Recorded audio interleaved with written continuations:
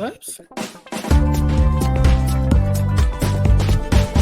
Welcome to Cinemondo with the gang. Melanie from Daisy Review. Amit from D54. I got a lot of requests from some viewers who really wanted me to take a look at Madras Cafe. And then when I found out John Abraham was in it, I'm like, hell yes, I'll look at Madras Cafe. So here we are, checking out Madras Cafe starring John Abraham. And apparently it was a very personal project for him. So yeah, I mean, he I can't remember if it's his mother or his father is Malayalam. So I think he's a producer in this film. Yeah. I think he has been an interesting producer. Mhm. You know, he has put together some really interesting projects and gotten films made that I think otherwise might not have gotten made. So I applaud him for that.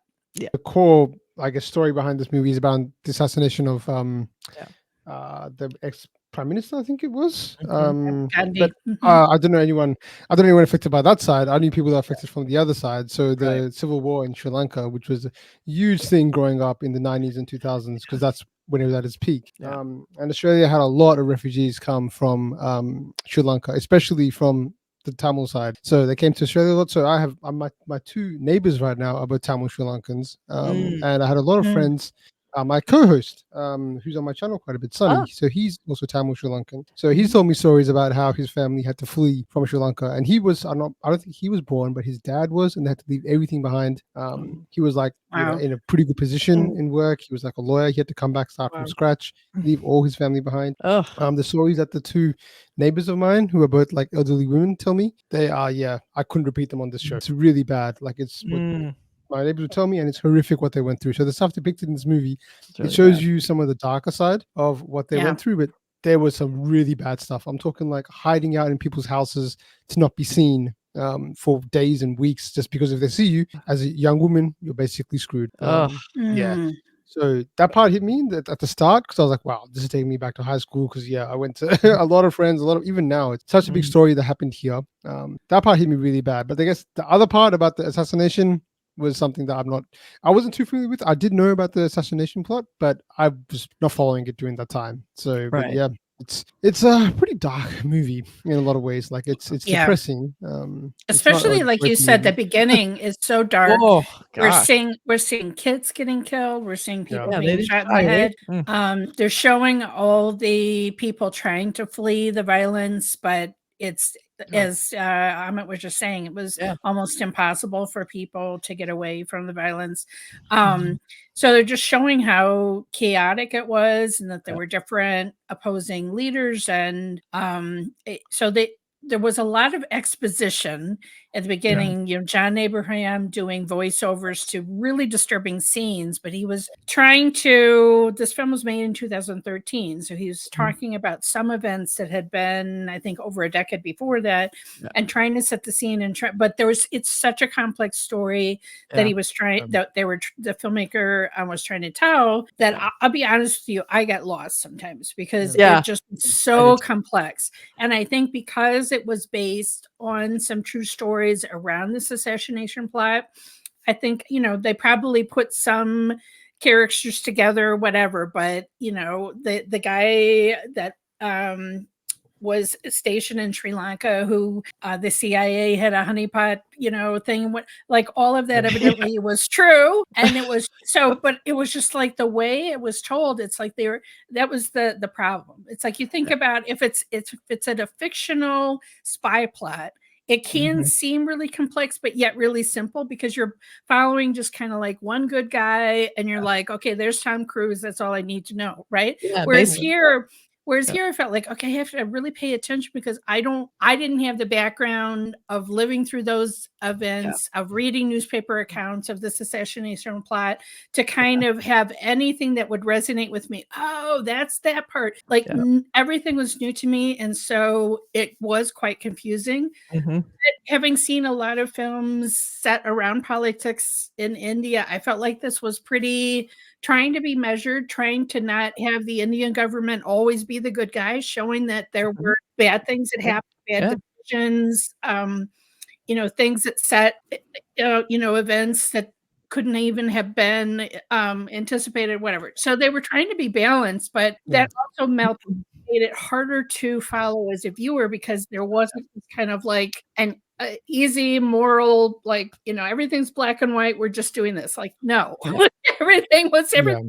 Yeah. It was set in kind of a time jump. They kept jumping back and forth from, John Abraham's character Vikram, Major Vikram was narrating, in a way, kind of telling a priest the story of what was happening. So, I feel like a little of the jumping back and forth, I don't know if that really helped it. Like, I almost think I would rather have seen a more linear format for it, because I feel like we're kind of getting, he says something, we jump back, see a scene. We see something, he jumps. Like, there's a little bit of a back and forth. I mean, it was relatively linear, but I feel like we were kind of seeing things. I feel like they cheated a little bit by he's narrating it, but he's showing us things he probably wouldn't have known about in a way, but we're seeing that because they're filmmakers are informing us of what happened, but they kind of set up a format where he's supposed to be telling us his point of view. But ultimately, it felt very thoughtful. I learned a lot about, I didn't know a lot of the history, which I thought was really interesting. Always love seeing John Abraham, and even if he's wearing a bad wig and a beard, but I can do that. I can live with that. But, I thought he was very convincing as like the very capable, Major Vikram, and he was very strong and very James Bond. I could totally see him being James Bond. Just seeing that. Right. Yeah. But, overall, I enjoyed it. But yeah, I kind of lost the thread here and there because it was very complicated. There's a lot of those political thrillers can get that way because you're having a lot of boardroom conversations. You're supposed to catch on to who's who and what that meant. And a lot of it I lost, but I get the major throughway of how it affected him personally, with his wife and everything. But it was handsomely produced, a little confusing. But I thought, you could tell someone really cared who made it. It's just they tried to almost pack too much in there. Yep. We should mention the director was Shoojit Sircar. And I mean, I think it did win some national awards for kind of the audioscape, sound mixing, which I thought was interesting. So I'm not saying that it wasn't well made as far as interesting to look at, whatever. It just was kind of, the script was sometimes difficult for me to follow. Yeah. I interrupted you, Amit. Sorry. Go ahead. No, I was going to say this movie kind of, because we've got to put like a 2013 lens on this movie. When this movie came out, before the age of streaming, before, like, this movie almost would have served as like as a multi-part documentary series. It feels like, it had like 4 parts or something like that, which were like, I don't know, 5 minutes each or 60 minutes each, and they could explore the different sides of it. It would have actually worked out really well, but at that time that wasn't common at all. 2013, like, streaming would have started, I think. Like, it was just very early days. Like, the whole concept of how you distribute media or how you tell stories was a little bit different. It was just like, you either do a TV show, which this is not going to be a TV show, or you do a straight up documentary, which is a different audience altogether, or you do a movie, which is kind of like a documentary, which this movie tried to do. So I think a lot of the criticisms that we were talking about regarding the time jumps, because I was also a little confused. Like, okay, I'm not really following this because it was so back and forth, and I was like, where are we now in the time skip? And at one point I just gave up, and I was like, okay, let me just watch it, and then at the end I'm going to see what the result is, and I'll just go with that, with whatever they tell me. If I want to learn more about it, I'll do it afterwards. But I did really appreciate this movie for also, I think a lot of times now we're seeing, like, it's such a contrast to what we see today. Like, things are so, like, in 2024, things are so explosive in Bollywood. I feel like every trailer we watch is so over the top. Like, it's so many explosives. Like, you're so slow motion, star power. It's just everything going out in your face. But this movie takes it back all the way. So I appreciate John Abraham for being like, this is a real story, a depressing story with a sad outcome. So let's just, make it really exposition heavy, which is never the best way to storytelling, but it served its purpose for this because, they're trying to tell so much in this deep and intricate story. So I just really appreciated that. It's like, it just stayed true to the authenticity, and it wasn't really like,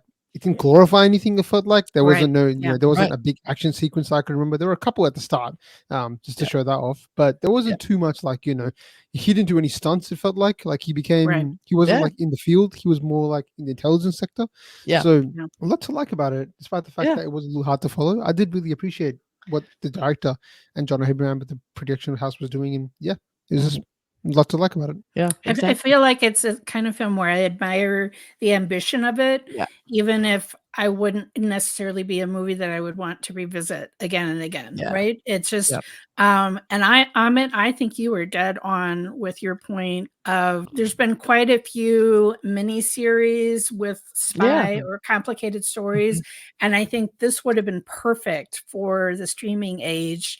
had maybe even if it was like 6 episodes or something, and being able to flesh things out a little bit, and we could have kind of gotten a handle on how many different characters they were. I do want to highlight the 2 women who had really strong supporting roles. Nargis Fakhri, she plays an English journalist, but of Indian descent. And so I think the director purposely wanted, she was known from the film Rock Story, he purposely wanted somebody who was believable that really only spoke English, right? And kind of with an accent. I think she was perfect for that. And then Raashi Khanna plays John Abraham's wife, spoiler alert, who is killed in the film. And this was actually, I think, her debut film. So it's interesting to think about how many fantastic films she's gone on to do. And if John Abraham was instrumental in helping get her cast, kudos to you for setting her on a wonderful career. So, but yeah, I mean, I appreciated that Nargis's journalist character was probably a composite of a number of different journalists that were covering the Civil War. I do think there was some sort of thing with in real life where someone couldn't give up a source, but yet was conflicted about trying to stop political violence. And so again, like you could have almost had an entire movie just about that, right? Like where somebody learns something, and do you betray a source, but yet possibly prevent a tragedy? So you could have, you know, and here it was just kind of a part of the second half of the film, but yet not the entire focus of the film. That's true. And I thought the assassination attempt was really well staged. It had that, and it also kind of pops out too, because it was years ago. So you had a lot of access to these high profile people. Like there was no real separation between you and the crowds. And I like how they showed, John Abraham running to the scene, and there's just people everywhere and nobody knew where to look, and they're just looking around trying to find it, and the camera's kind of spinning around trying to, making it feel very chaotic, and how they had the people walking up to this very high profile person walking up and being able to actually touch them, and that ultimately ends up in his downfall. But and that was a great, like, you knew it was coming, but you're still hoping it's not going to happen, and of course it's going to happen. So I thought that was really well done, because it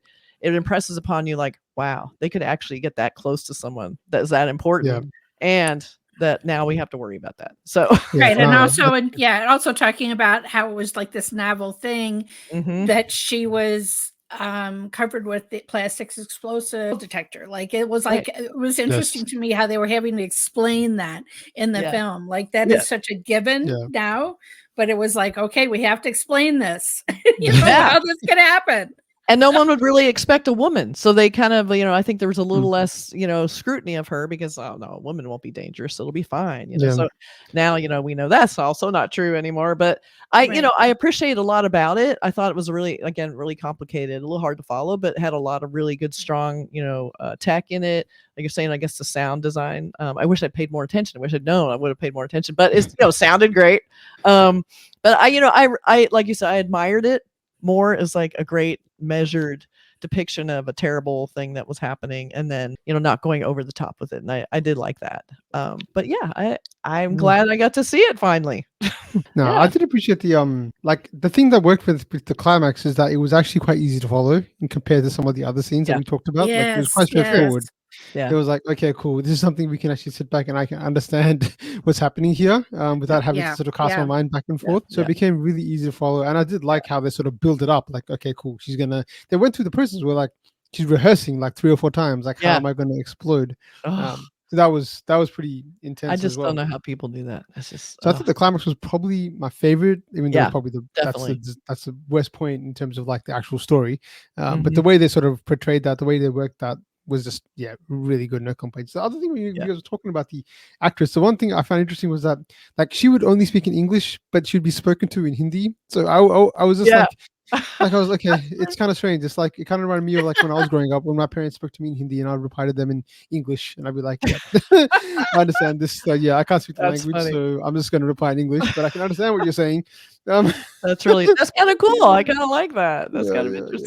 I think you're right. That's real. I think there's a lot of people who wouldn't necessarily feel confident speaking it back, but yet they understand more. Yeah. But the other thing I liked about it was, I was just going to say, I did like how they didn't portray her. They didn't go, again, this goes to the, not glorifying and stuff like that. They didn't push a love interest after the wife died. Yes. I was like, okay, here's this, model, like basically women coming in as journalists. Are they going to push some John Abraham love story like afterwards?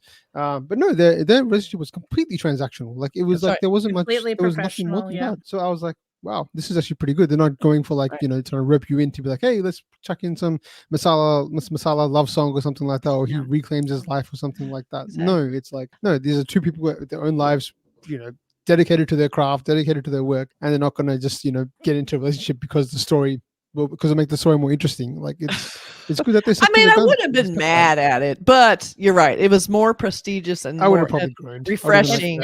It fit in with the film better that it wasn't at all a love story, and this was not. I also appreciated that. Yeah. And I with Kathy. Normally, I'd be like, oh. Come on, it's John Abraham. But no, here I was glad. I want to also call out Prakash Belawati. I think he was the guy that was the station chief or whatever that then we find out had compromised. And it's sort of he's sort of got that face. I've seen him as a supporting actor in many films, but he just sort of, the minute I saw him on screen, didn't you also be like, something about this guy? Yes. Something about him. It's like shady. It's definitely shady. Yeah. No, he's a pretty big Kannada actor. So, we got to see a bit of Pan India before it was a thing. Oh, that's funny. They were ahead of their time. Yeah. So highly recommend if you want a little insight into what the circumstances were with this terrible thing that happened. And it's just nice to see John Abraham just in a very serious kind of modulated role, not wearing any little teeny tiny white bathing suits like he did in that last movie that we'll never forget. He gives everything to us. He gives us thoughtful movies. That's right. And then he gives us the beefcake. Do it all. All right. Thanks, you guys, for joining me. And everybody be sure to subscribe, like, and comment to all of our channels. And we'll catch you guys next time. Bye.